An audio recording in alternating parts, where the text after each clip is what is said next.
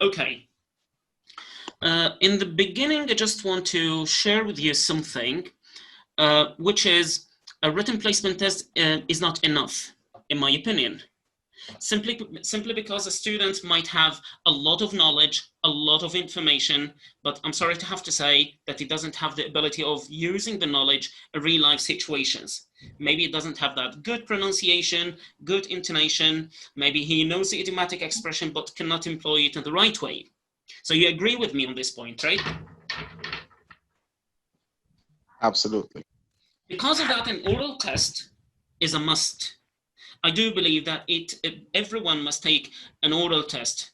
Otherwise, we might receive a student with lots of knowledge, but less productivity. At the same time, we might receive someone who can speak English fluently, but at the same time, he doesn't have the sufficient vocabulary and the sufficient expressions to be able to perform in a good way in certain situations. So we're supposed to keep the balance between the written test and the oral test. And to be honest to you, I do believe that professional people can do the oral test to their students and can put them in the right place without even the written test. So let's just move to our first slide today, which is about the table of contents. Today we're going to talk about reasons to make an oral test, and here we have CEFR and English levels. Also, we want to talk about learning outcomes of each level, okay? As a beginning, reasons to make an oral test. So before I talk about this slide, guys, what do you think what makes an oral test to your students a must? Could you just share some ideas with me, please?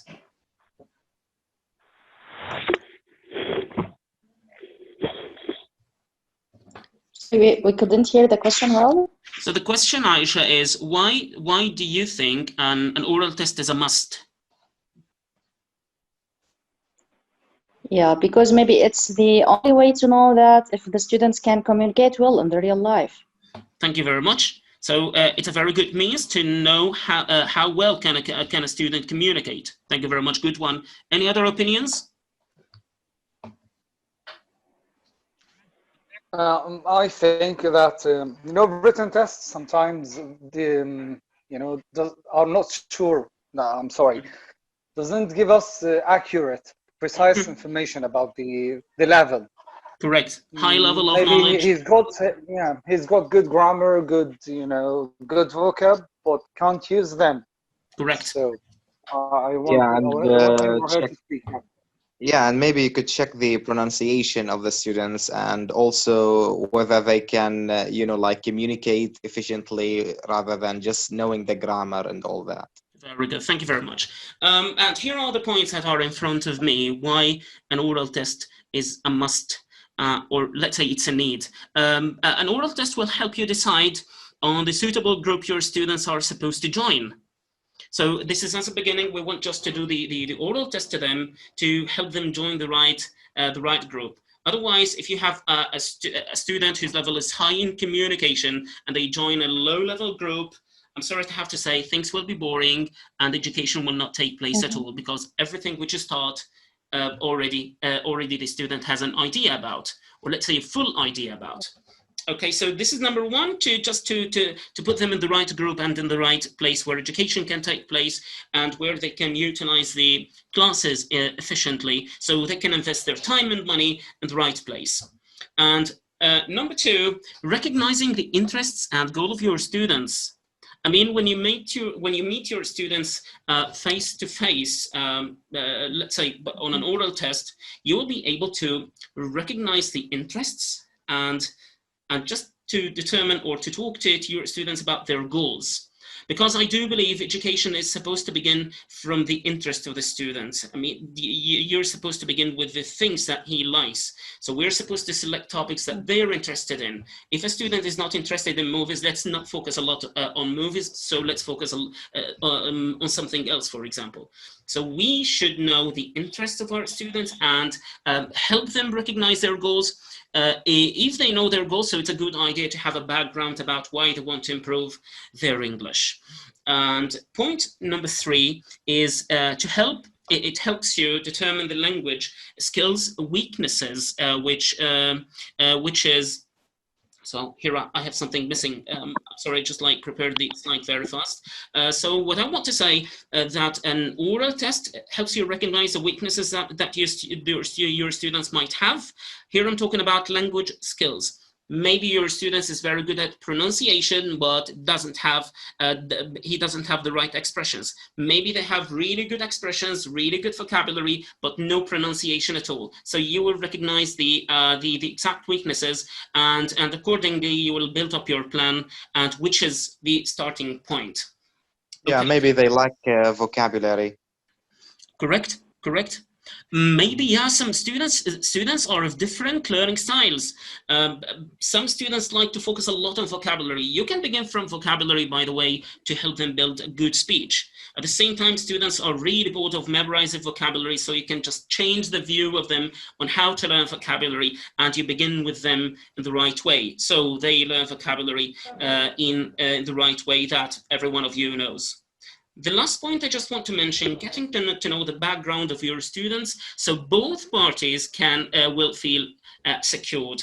I mean by this, guys, this project is kind of international stuff, international thing. So you will meet students from different cultural backgrounds.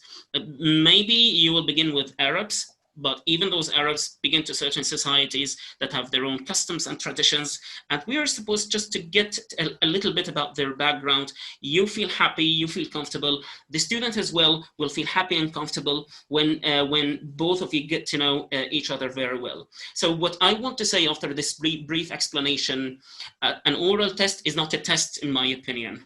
So it's a kind of just like a chat, just to get more about the interest of your student, about their goals, to know the weaknesses that they have, to decide on which group to join, to get to know a little bit about their background. So let's not make them feel that they are being tested, because some students have a kind of high effective filter and they will not feel comfortable when being tested. So you agree with me, right? Mm-hmm. Okay. Absolutely. So let's move on to the next point. Okay, what is CERF? As you know, guys, CERF stands for Common European Framework of Reference for Languages.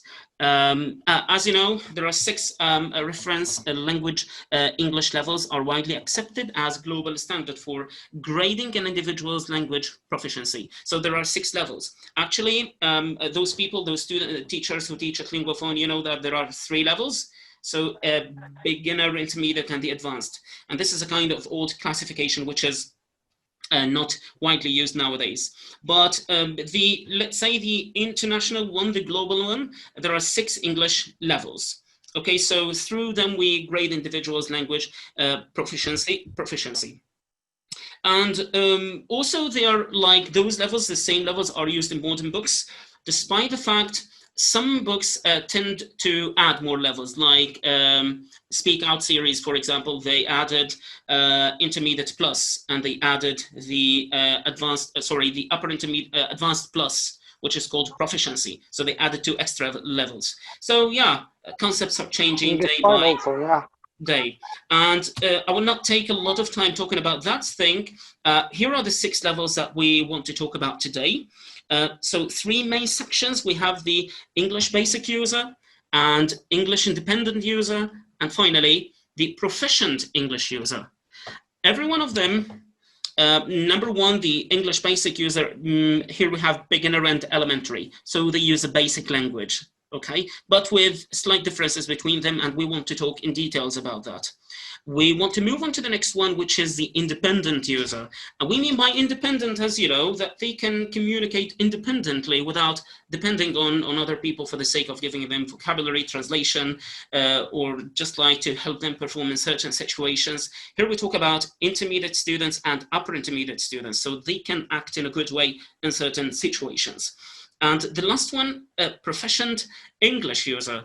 Here we talk about the advanced English, the advanced level, and the proficiency level.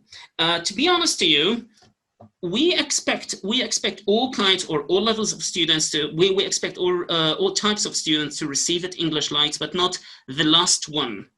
Okay, proficiency English level student, because they will not need to take any language courses, because of that I didn't talk about it. So today I will talk about 5 levels and the differences between them. So you can just like have an idea about what is the difference between beginner and elementary, the intermediate and the upper intermediate, when to decide your student is intermediate, and when to decide your student is the upper intermediate. There are differences between them, but to be honest to you, the differences are a little bit slight. If you know the difference, you will be able to put your student in the right place. As a beginning, so let me begin with the beginner student. Actually, a beginner student is someone who can talk about themselves. Okay, so someone who can talk about themselves and their immediate environment. I mean by this, like a beginner student can say their names, how old, can talk about maybe their classmate, the father, the sister, the people around them. They can just like talk about their families, for example, something like this. So very simple topics. They can talk about themselves and the immediate environment. So here is just an example. They can speak about their names. They can introduce their age. They can talk about where they are from and their address and etc. They can also answer questions, simple questions. And here we talk about questions like, what's your name? How old are you? Where do you come from? Here we'll talk about really simple forms and really simple questions. They can even write a postcard and etc. We mean by just like a small postcard that contains, for example, a name, age, nationality, and for example, the country where they come from. So basic of the basic knowledge. Okay, so I hope you can see can you see my screen well, guys? Is it clear to everyone? Yes, yes. Okay.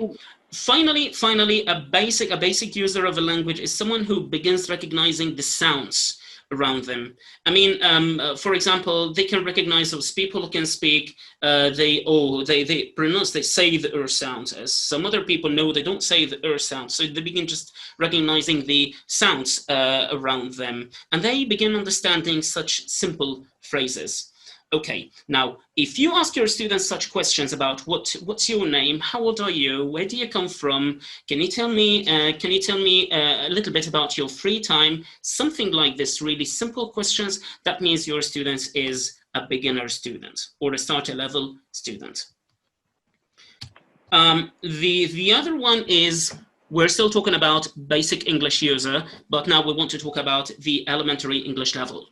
The elementary English level, to be honest to you, it's not so different from that one, but here we can notice that we have someone who can talk about the past, for example, talk about what you did yesterday, tell me about what you do every day, this is a present, and can you tell me about what are you gonna do tomorrow?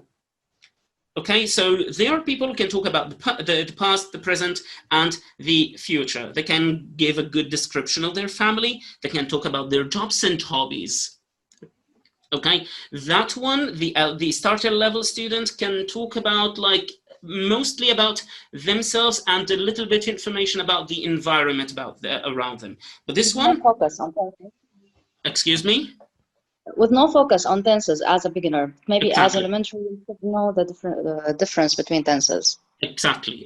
Thank you very much. So here we want to help them express the past, express the present, and express the future. Talk about their families, talk about jobs, and talk about hobbies. You know, when we talk about hobbies, you can talk about a hobby that you used to do and hobby you do in your everyday life. So you just focus a little bit, as you said, on tenses.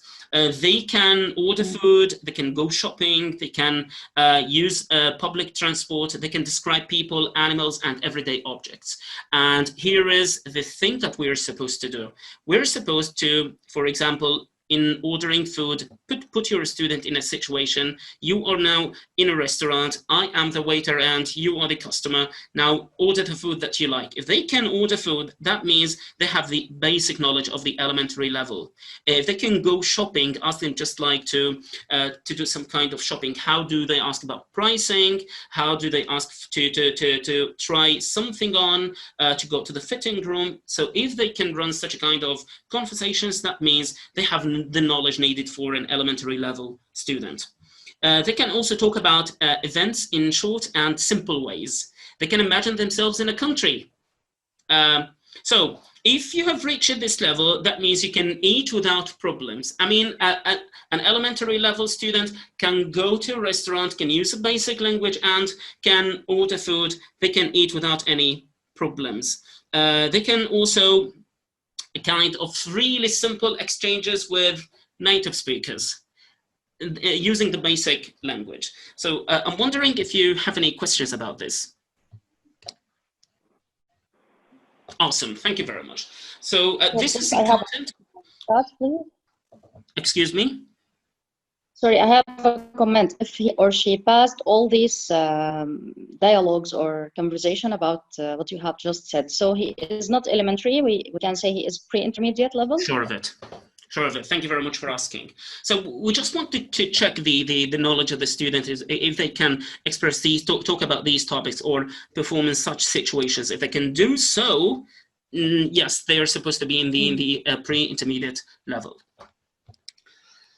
Okay, the other one here, we want to talk about the independent people, independent English users. There are people who can depend on themselves using the language comfortably. And here I want to talk about the, no, this one is supposed to be the pre-intermediate, not the intermediate. Anyway, I will just correct it later on. So B1 is the pre and B2 is the intermediate level. It'll be corrected later on. So here we talk about, they are people who can maintain a discussion on specific topics. So you can ask him to talk about, for example, a film. They can express their opinions about someone, about a film, about a book, about an article, about, let's say, a television program. So they can give you their opinion about this. So in this case, you are expected to ask your students such questions. So give me tell me about the last television program you watched. So they say what it is. So what do you think of it? So is it suitable? Is it suitable for a family gathering watching?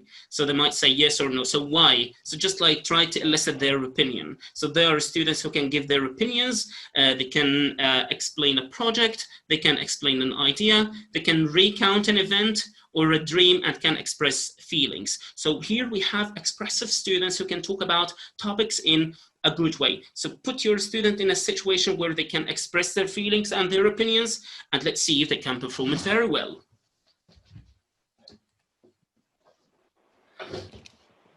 Okay, and here is the other one, which is the independent user, and here we want to talk about the B2 student. And here we talk about a more professional one. Here we can talk about someone who can watch a movie in the original language without subtitles. Now, the previous one can talk about their opinions related to movies. They can talk a little bit about that movie, but not so much. But this one can watch a movie without even subtitles. They can express their feelings towards that movie. They can also mention details, and they can express their opinions about some certain things related to the movie. They can read a newspaper in a good way. They can defend their opinions. They can write a report. They can build a logical argument and make a presentation. And after all your effort, and you are finally comfortable with the language. So a student who is independent, who is B2, is someone who's really comfortable with the language, can express whatever ideas and can speak in whatever situations. They can understand conversations in a good way. They can attend conferences and take part in meetings. And finally, talking to a native speaker of English is not that big problem because they can express themselves naturally, effectively, and let's say efficiently. So here we talk about someone so professional. I mean, in your opinion, when you have such a student, a B2 student, what kind of questions do you want to ask your students? Can you just like give me examples of good questions a B2 student can receive?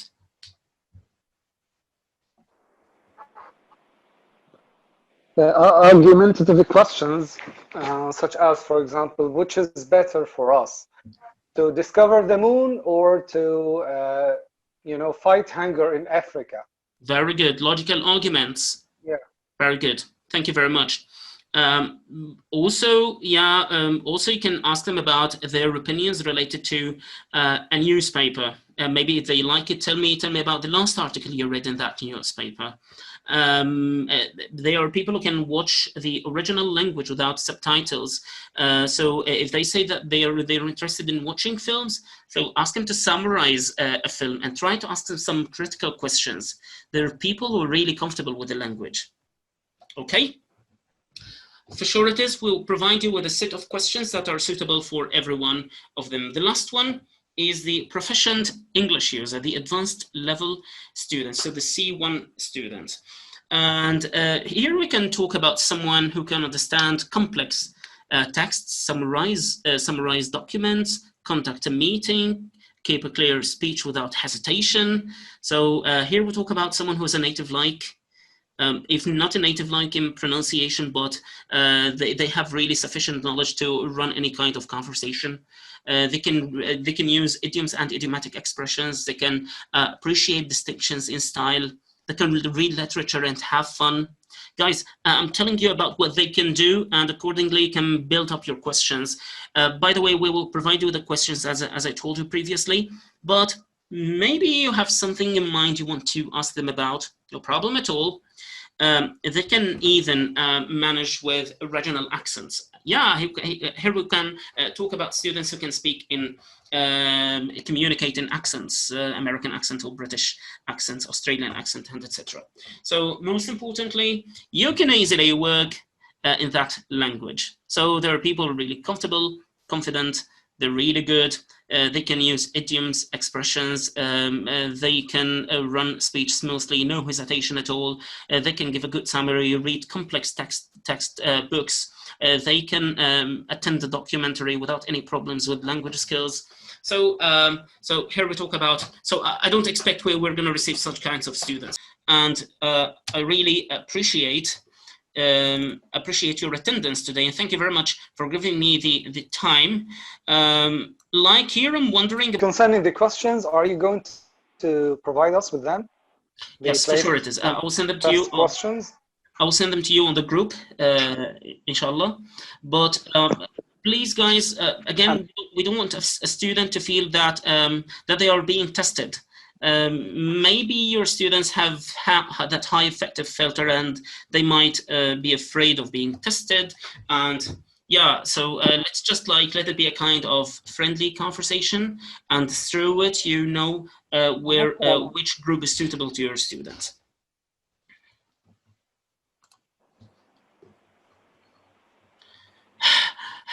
I talked a lot. Thank you very much. Can you share us? Can you share it now? Yeah. If possible, if it's possible, please. Yeah. So yeah, after we finish a meeting, I will just share everything. No problem at all. Just a question, if I could. I mean about the placement test, Adil. The placement test. Can you just see the placement test now? Yeah. If they've got some question now, for example.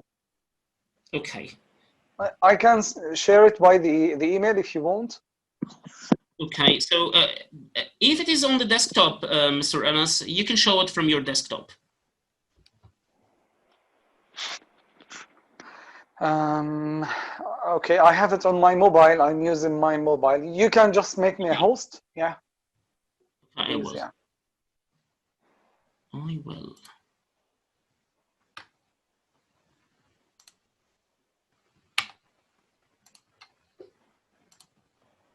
Yeah, meanwhile, can I ask a question, please? Yes, sure of it. Yeah, how long the test will be? For example, if the student was unable to answer any of the questions, yani, for example, you told us that it's 40 minutes, I think? So a placement test, it isn't possible to be a 40-minute meeting.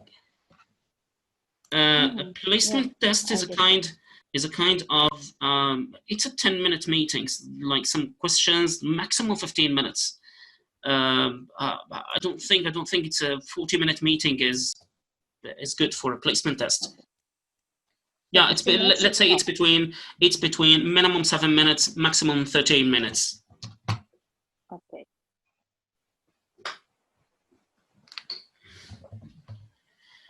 Unless I think that we need to run another meeting, I guess, right?